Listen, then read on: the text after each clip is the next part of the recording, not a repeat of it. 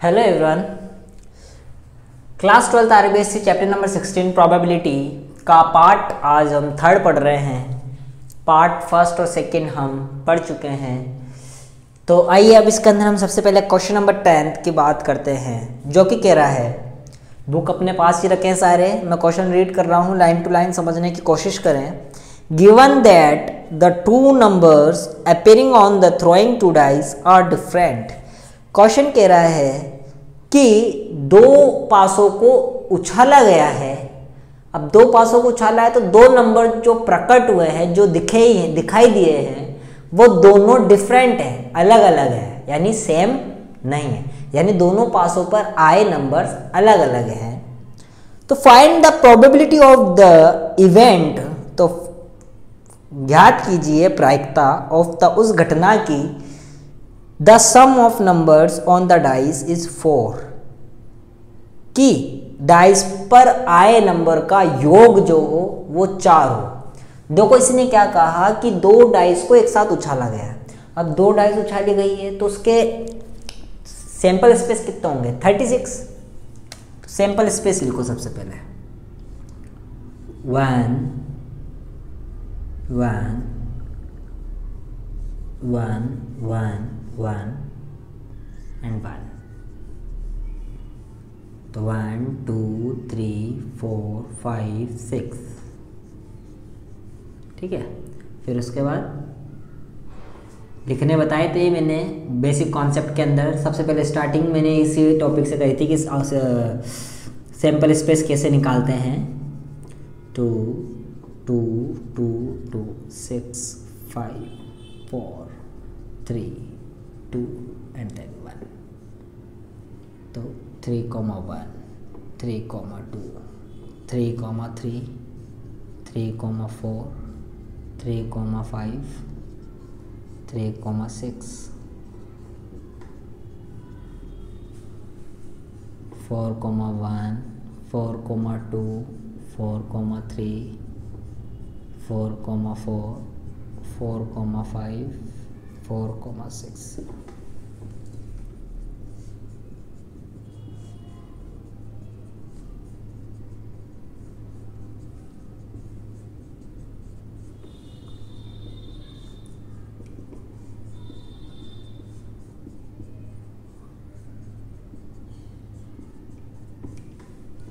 ये मैंने 36 sample space निकाल लिया।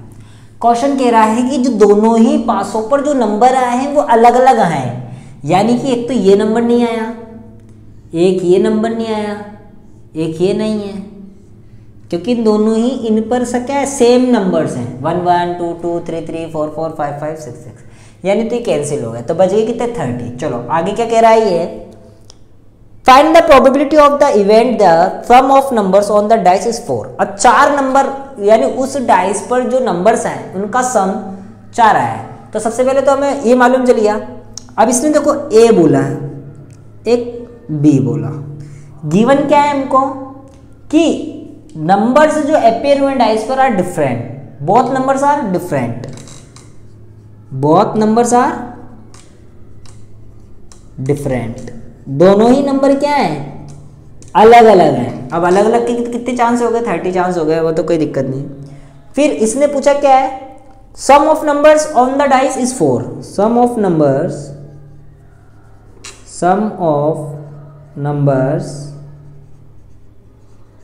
On the dice is 4। अब देखो डाइस पर 4 नंबर होने की प्रोबेबिलिटी क्या क्या है? ये हुई, ये भी होती, लेकिन इस पे ही तो पॉसिबल ही नहीं क्योंकि पहले ही कट चुका। तो एक बचा क्या? 1, 3। तो कौन कौन सी हो गई? एक तो हो गई 3, 1 और एक हो गया 1, 3।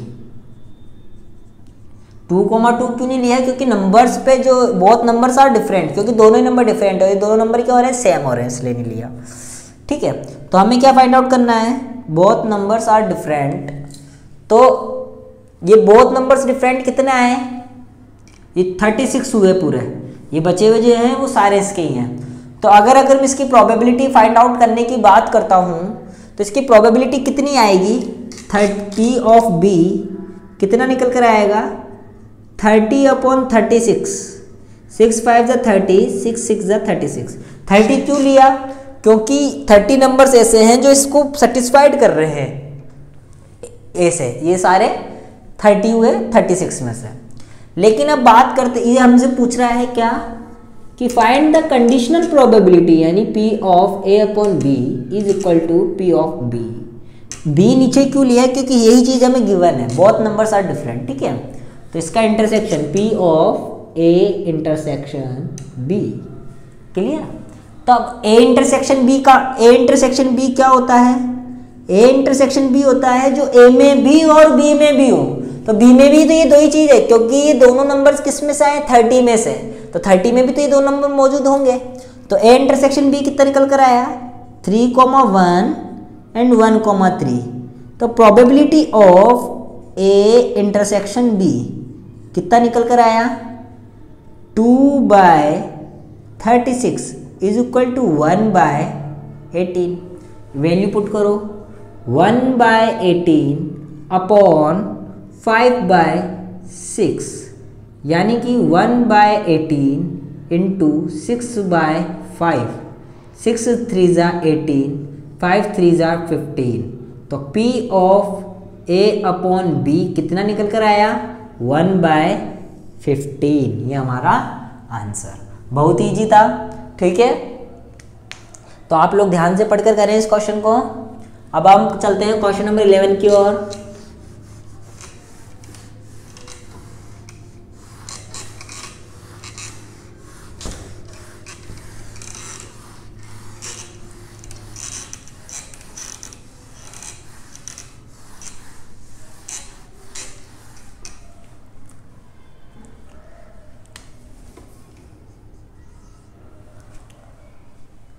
आइए क्वेश्चन पढ़ रहा हूं, सब ध्यान दें बुक में।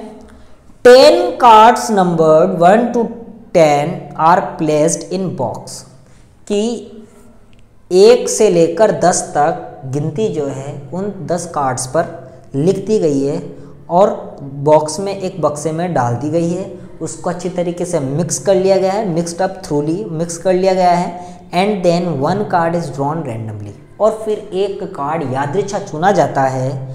If it is known that, और ये हमें ज्ञात है कि number on the drawn card is more than 3, कि जो कार्ड निकाला गया है उस पे जो नंबर है वो 3 से ज़्यादा है। What is the probability that it is an even number, तो और इस बात की क्या प्रायिकता है कि निकाला गया नंबर सम संख्या होगी।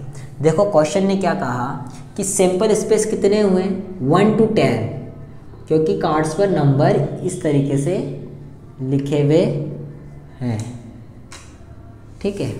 अब आगे बात करते हैं। इसने हमसे दो कंडीशन की बात करी है, एक हमें गिवन है और एक हमें फाइंड आउट करनी है। तो गिवन क्या है? हमें गिवन है कि जो ड्रॉन किया गया कार्ड है वो मोर देन 3, यानी 3 से बड़ा है। It is known that the number on the drawn card, the number on the drawn card, number on drawn card more than 3 is more than 3, यानी क्या है वो 3 से बड़ा है। तो 3 से बड़े कौन कौन से हो सकते हैं? 4 5 6 7 8 9 एंड देन लास्ट 10। हमें फाइंड क्या करना है कि जो प्रोबेबिलिटी हमें फाइंड करनी है कि वो जो नंबर है वो इवन नंबर हो, यानी सम संख्या हो। It is an even number. Even number मतलब सम संख्या हो। तो इसमें सम संख्याएं कौन कौन सी हैं? 4 6 8 एंड 10। देखो तो हमें फाइंड क्या करना है? जो चीज़ हमें गिवन है वो नीचे P of A upon B, यानी कि P of A intersection B upon P of B, यानी मुझे अब A इंटरसेक्शन B निकालना पड़ेगा। पहले मैं A इंटरसेक्शन B निकालता हूँ। तो A इंटरसेक्शन B का मतलब क्या बता दें? दोनों में मौजूद हो। तो 4 6 8 10 इसमें भी मौजूद है। तो A इंटरसेक्शन B कितना निकल कर आया? 4 6 8 एंड 10। तो इसकी प्रोबेबिलिटी क्या निकल कर आएगी A इंटरसेक्शन B की? इसके फेवर में कितने? 1 2 3 4, कितने में से? 10 में से। तो 2/5। अब बात करते हैं प्रोबेबिलिटी ऑफ बी की। इसके फेवर में कौन कौन है? 1 2 3 4 5 6 7, कितने में से? 10 में से, तो 7/10। तो अब इसका वैल्यू पुट करते हैं इसकी, P of A upon B is equal to 2/5/7/10। अब इसको उल्टा करते हैं, तो P of A upon B equals to 2/5 into 10/7। 5 1 5, 5 2 10 is equal to 4/7, यानी P of A upon B की वैल्यू कितनी निकल कर आ गई? 4/7। बहुत ही इजी क्वेश्चन। देखो मैं कैसे क्वेश्चन जैसे जैसा कह रहा है मैं वैसा वैसा कर रहा हूँ, मेरे सारे ही आंसर एक्यूरेट निकल कर आ रहे हैं। ठीक है, तो अब क्वेश्चन नंबर 12 की ओर बढ़ते हैं। अच्छा क्वेश्चन है क्वेश्चन नंबर 12। मैं तो केवल जैसा जैसा क्वेश्चन बोलेगा मैं वैसे वैसे इसको सिंप्लीफाई करता जाऊंगा, अपने आप मेरा आंसर निकल कर आएगा। ठीक है, क्वेश्चन देखो, अब क्वेश्चन नंबर 12 क्या कह रहा है? इन ए स्कूल देर आर 1000 स्टूडेंट्स, यानी एक स्कूल है जिसके अंदर कितने स्टूडेंट हैं? 1000, यानी सैंपल स्पेस कितने हो गए? 1000। ठीक है, आउट ऑफ विच, जिसके अंदर 430 आर गर्ल्स, यानी 430 जो हैं वो लड़कियां, यानी 1000 में से 430 लड़कियां हैं। ठीक है, it is known that 10% girls out of 430 study in class 12th। देखो एक स्कूल में 1000 स्टूडेंट हैं, 1000 में से 430 लड़कियां हैं, और इन 430 का 10% लड़कियां क्लास 12th में पढ़ती हैं। ठीक है, तो 430 का 10% कितना हो गया? 43 लड़कियां किसमें है? क्लास 12th में है। ठीक है, what is the probability that a student chosen randomly study in class 12th? तो इस बात की क्या प्रायिकता है कि अगर एक रैंडमली एक लड़की चूज की जाए तो वो 12th क्लास में पढ़ती हो, जबकि मुझे ज्ञात है स्टूडेंट इज अ गर्ल, कि वो लड़की जो स्टूडेंट है जो चूज करी गई है वो एक लड़की ही है। देखो क्वेश्चन क्या कह रहा है? सैंपल स्पेस कितने हो गए? 1000। क्लियर है? क्वेश्चन क्या कह रहा है? दो कंडीशन रखी है इसने, ए और बी, जिसपे उसने नॉन या गिवन ऐसी कोई चीज लगाई है, ज्ञात है या दिया गया है, वो कंडीशन बी होती है। तो इसने खुद कहा है कि given that the chosen student is a girl, student is a girl, student is a girl. Clear है? और ए कंडीशन में जो फाइंड करने के लिए बोल रहा है, find the probability that chosen randomly study in 12th class, studies in 12th class. चलो साहब, 1000 के अंदर से अब देश ने कहा है कि 430 लड़कियां हैं, स्टूडेंट इज ए गर्ल। अब जब भाई 430 लड़कियां हैं, क्वेश्चन खुद कह रहा है नंबर ऑफ गर्ल्स कितना है? 430।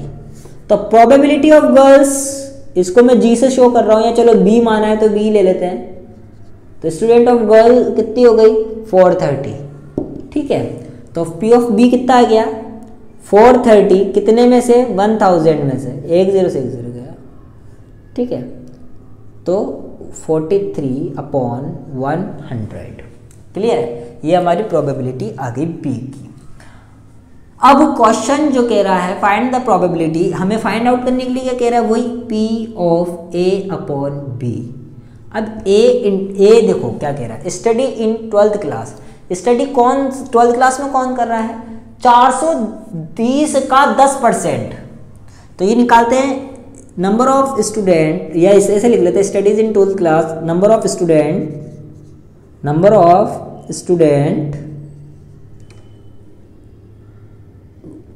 which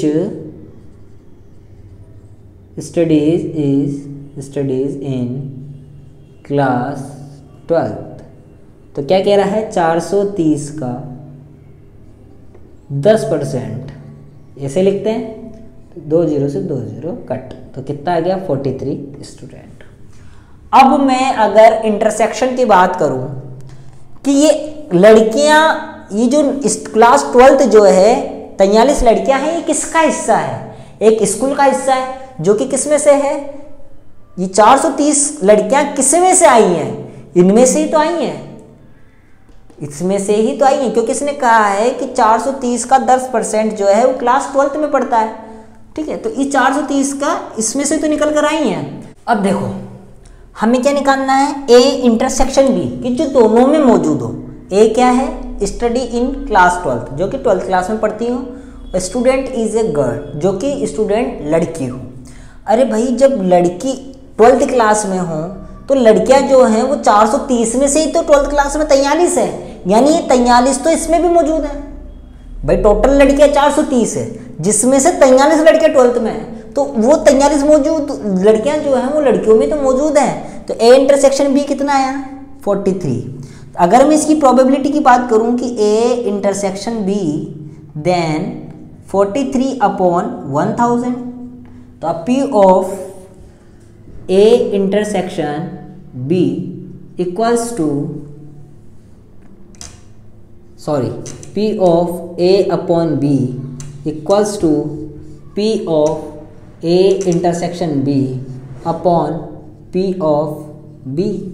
ए इंटरसेक्शन बी की वैल्यू कितनी निकल कर आई? 43 अपॉन 1000, 43 अपॉन 1000 अपॉन 43 अपॉन 100। अब इसको रेसिप्रोकल करते हैं, 43 अपॉन 1000 इंटू 100 अपॉन 43। 43 से 43 कैंसिल, 20 से 20 कैंसिल, तो बच गया 1 अपॉन 10, यानी कि 0.1। तो ये P of A upon B हमारा फाइंड आउट हो गया। बहुत ईजी क्वेश्चन था और बहुत अच्छा क्वेश्चन था, ठीक है ना। तो आप लोग ध्यान रखें कि क्या पूछ रहा है, क्या फाइंड आउट करना है। पूरा खेल इन दोनों कंडीशंस पे डिपेंड है, ठीक है। पूरा खेल इन दोनों ही कंडीशन पे डिपेंड होगा। तो आप इसको केयरफुली रीड करें और इसको समझने की कोशिश करें।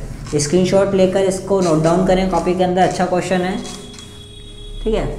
आइए अब क्वेश्चन नंबर 13 देखते हैं।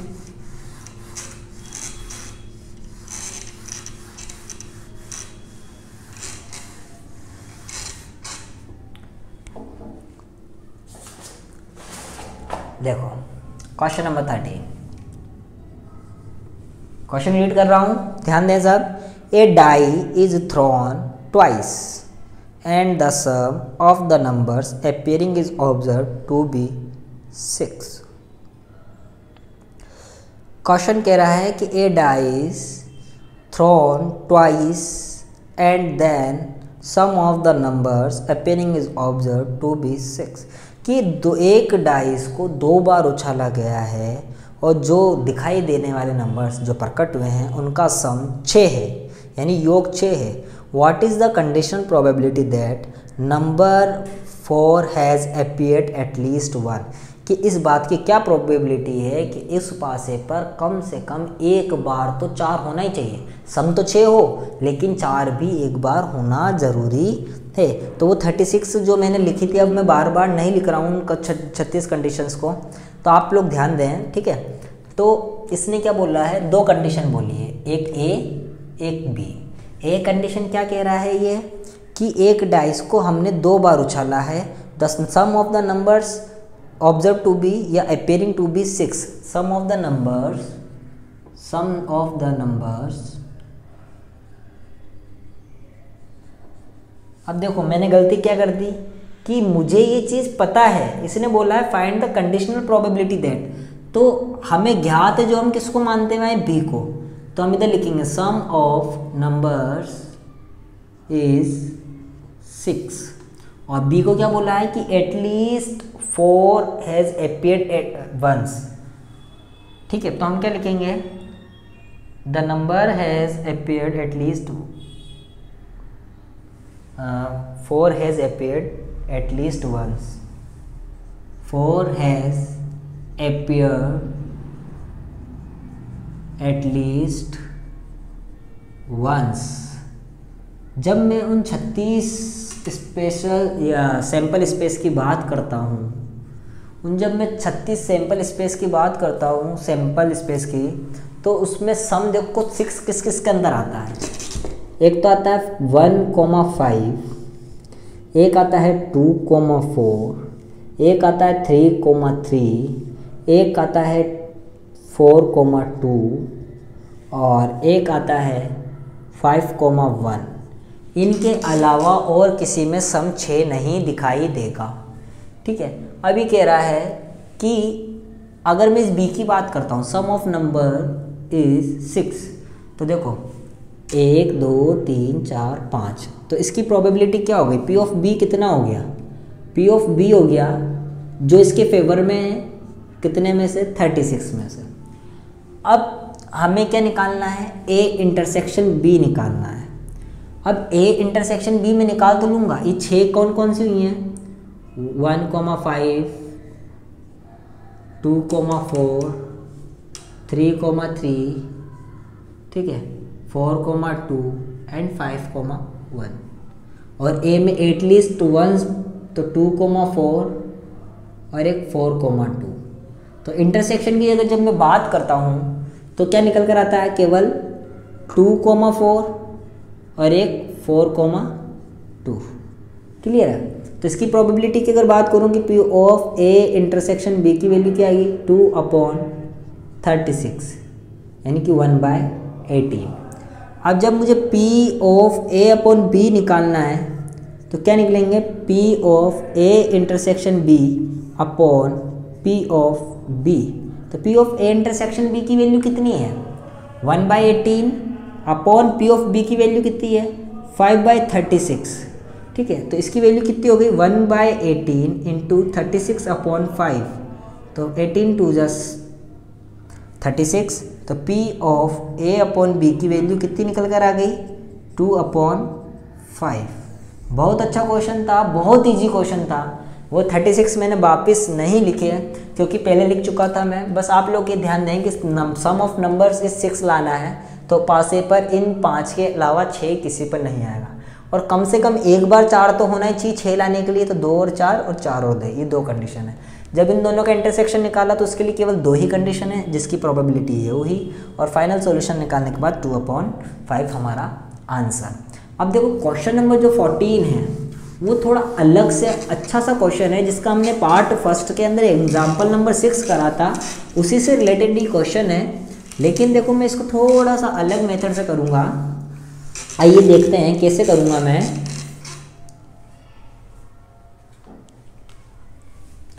देखो क्वेश्चन नंबर 14 क्या कह रहा है। पहले तो क्वेश्चन को समझना ही बड़ी बात है।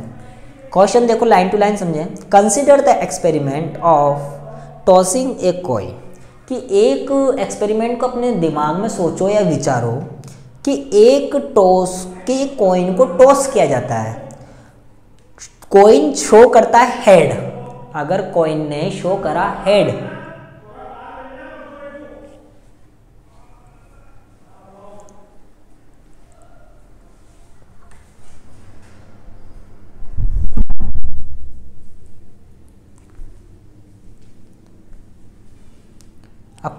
क्वेश्चन नंबर 14 देखो, मैं क्वेश्चन रीड कर रहा हूँ, आप इसको समझें क्योंकि बहुत डिफरेंट क्वेश्चन है, अच्छा क्वेश्चन है। ये एग्जाम्पल नंबर 6 की तरह ही है। क्वेश्चन कह रहा है देखो, consider the experiment of tossing a coin, कि एक एक्सपेरिमेंट को कंसिडर करो, एक अपने माइंड में ही सोचो कि हमने कॉइन को टॉस किया। ठीक है, if the coin show head, कि अगर कॉइन जो है वो शो कर रहा है यानी दिखा रहा है, हेड आ रहा है, यानी कॉइन पे क्या आ रहा है, हेड आ रहा है। अगर हेड आ रहा है तो फिर वापस एक बार कॉइन को टॉस करो। ठीक है, हेड आने पे तो हम क्या कर रहे हैं, एक बार वापस कॉइन को टॉस कर रहे हैं। फिर क्वेश्चन क्या कह रहा है, but it is show tail, अगर ये चित्त को दर्शाता है तो फिर एक पासे को फेंको, थ्रोइंग ए डाइस, तो फिर एक क्या करो तुम, पासे को फेंको। तो फिर find the conditional probability of the event that the die shows as a number greater than 4 if given that. तो इस बात की क्या प्रायिकता है या सप्रतिबंध प्रायिकता ज्ञात कीजिए उस घटना की जिसमें डाई जो है वो 4 से बड़ा नंबर शो कर रही हो, जबकि हमें मालूम है कि उसके अंदर कम से कम एक टेल तो आ ही रहा है। If given that these is at least 1 tail. देखो क्वेश्चन नंबर 14 क्या कह रहा है कि एक सिक्के को उछालो, एक एक्सपेरिमेंट को कंसिडर करो। अब सिक्का उछाला है तो या तो हेड आएगा कि टेल आएगा। हेड आने पर वापस सिक्का उछालना है तो वापस हेड आ सकता है या फिर टेल आ सकता है। लेकिन अगर टेल आता है तो डाइस फेंको, अगर टेल आता है तो डाइस फेंको तो 1 आ सकता है, 2 आ सकता है, 3 आ सकता है, 4 आ सकता है या 5 आ सकता है। यही तो हो सकता है। तो सैंपल स्पेस कितने बन गए देखो, सैंपल स्पेस हो गए HH HT, ठीक है। Tail 1, tail 2, tail 3, tail 4, tail 5, tail 6। अगर मैं इन सब की एक पर्टिकुलर प्रोबेबिलिटी की बात करता हूँ तो जब मैं एक कॉइन को टॉस कर रहा हूँ तो उसके अंदर हेड आने की प्रोबेबिलिटी भी 1/2 है और टेल आने की प्रोबेबिलिटी भी 1/2 है।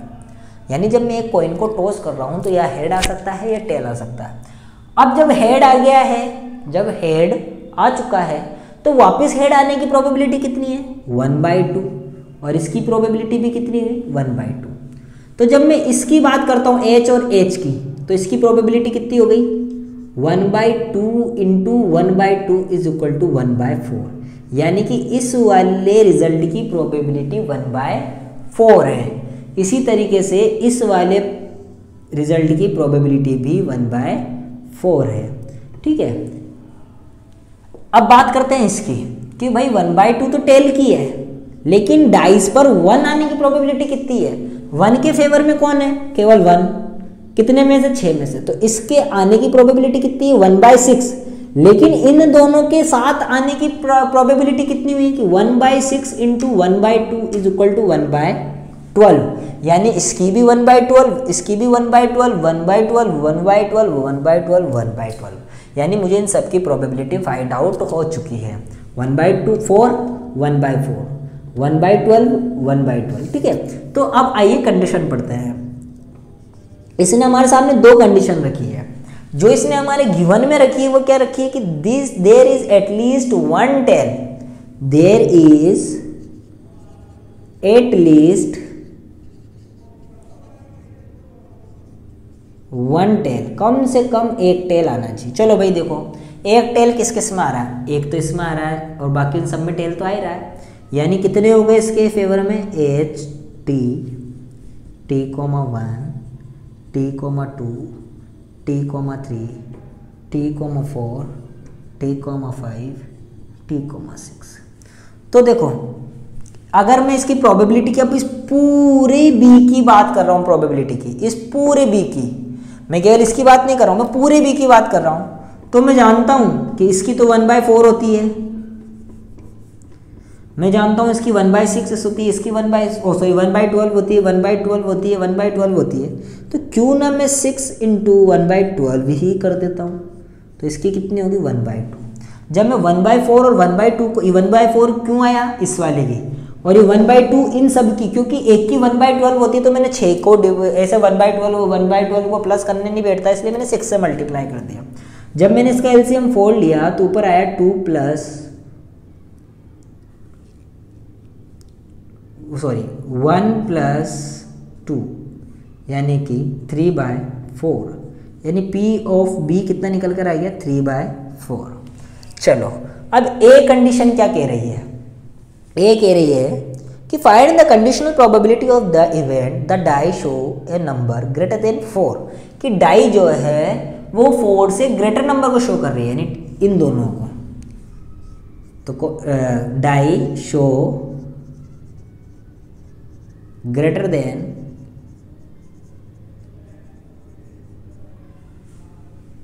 देन फोर, यानी कि T, 5 T, 6। यानी इसकी प्रोबेबिलिटी क्या हो गई, इस पूरे वाले की वो बाद में देखेंगे। चलो आइए, अब मुझे निकालना क्या है, इधर लिख रहा हूं मैं A इंटरसेक्शन B। क्या निकालना है, A इंटरसेक्शन B।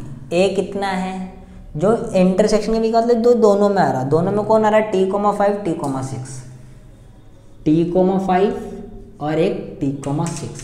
अब जब मैं इसकी प्रोबेबिलिटी की बात करता हूँ P of A intersection B की, तो ये 1/12 प्लस 1/12, तो वैल्यू क्या आ गई 2/12 यानी कि 1/6। तो probability of A upon B is equal to P of A intersection B upon P of B. तो P of A intersection B की वैल्यू कितनी आई 1/6 अपॉन पी ऑफ बी की वैल्यू कितनी आई 3/4। तो इसको जब मैंने रेसिप्रोकल करा 1/6 अपॉन 4/3, तो 2 2 ज़ा 4, 2 3 ज़ा 6 यानी 2/9। तो P of A upon B की वैल्यू कितनी निकल कर आई 2/9। ये हमारा आंसर। बहुत इजी क्वेश्चन, बहुत अच्छा क्वेश्चन, एग्जाम की पॉइंट ऑफ व्यू से ये अच्छा क्वेश्चन है, इसको मोस्ट लगा लें आप लोग, अच्छा क्वेश्चन है, ठीक है। तो आप लोग इसको करने की कोशिश करें घर पे वापस, ठीक है। तो ये हमारी एक्सरसाइज 16.1 कंप्लीट हुई। अब हम 16.2 की ओर बढ़ेंगे नेक्स्ट वीडियो के अंदर।